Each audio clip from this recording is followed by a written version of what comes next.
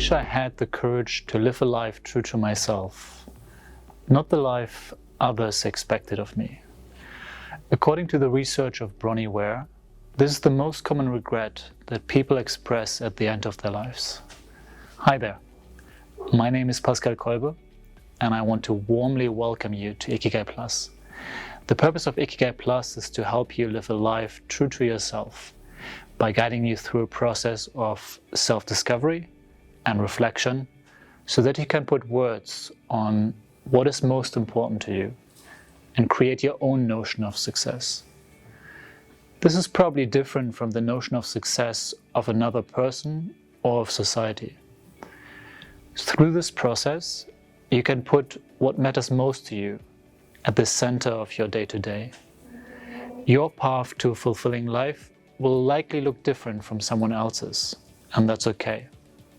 Ikigai Plus doesn't prescribe one rigid formula for happiness, but rather empowers you to uncover what uniquely gives your life meaning and purpose. Ikigai Plus was created by students for students. Our goal is to make it normal to talk openly about what matters most in life and fuel a public conversation around how we can rebuild our society on meaning. Over the last 5 years, we have led over 300 workshops to refine our approach. We plan to complete our mission in 5 more years, which will be the intentional depth of our organization. Once conversations about what matters most in life are mainstream, Ikigai Plus will no longer be needed.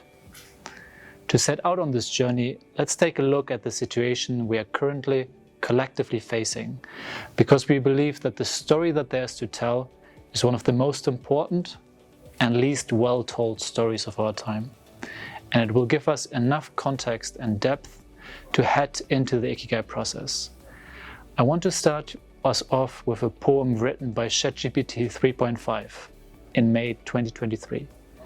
Social acceleration. In a world that's ever faster, time has become our master.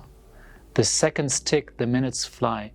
Our lives a blur as time goes by. We rush from task to task each day. No time to stop, no time to play.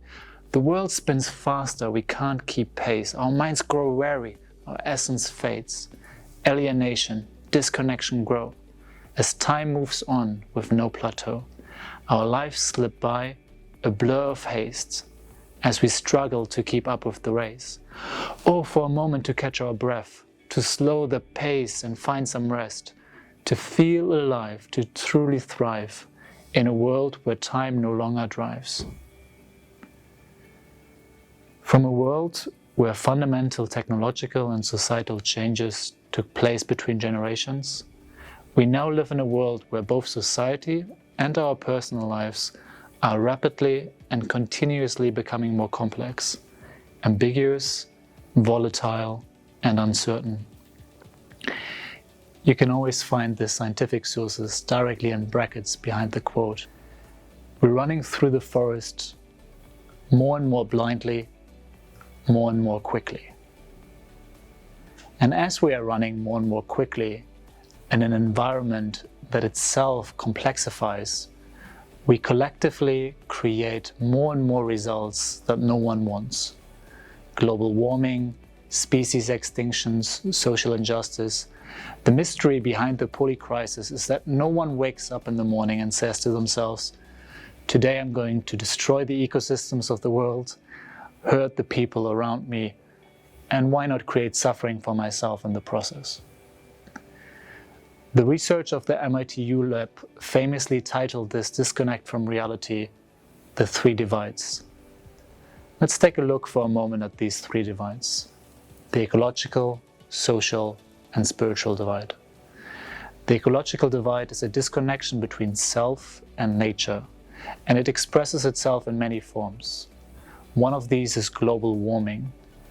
According to the World Meteorological Association, the last 8 years have been the hottest on record. Another of these expressions is loss of life. According to the World Wildlife Fund, the world has seen an average 68% drop in mammal, bird, fish, reptile and amphibian populations since 1970. The second divide is a social divide.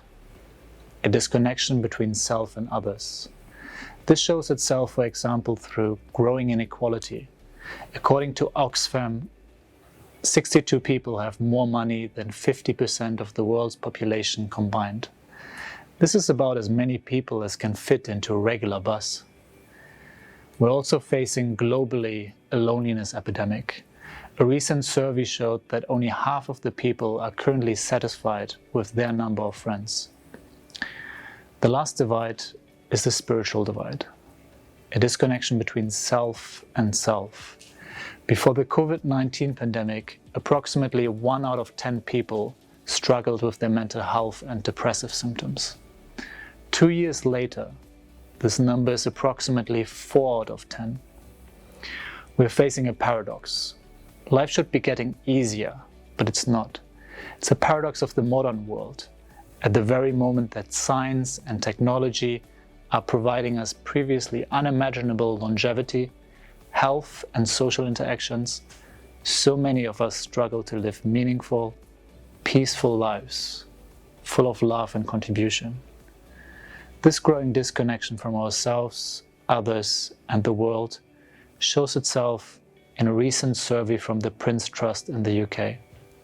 About 1 in 5 16 to 25-year-olds disagreed with the statement, "I find my life really worth living."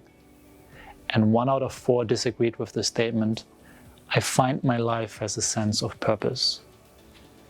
Before we move from disconnection to reconnection, let's feel into this for a moment and see how this collection of recent studies and statistics lands for you.